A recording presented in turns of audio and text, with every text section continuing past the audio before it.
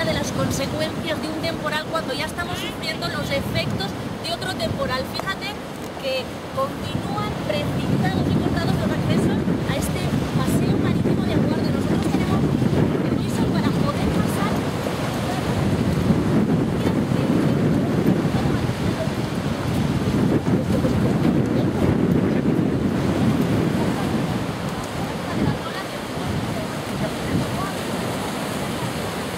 La calzada de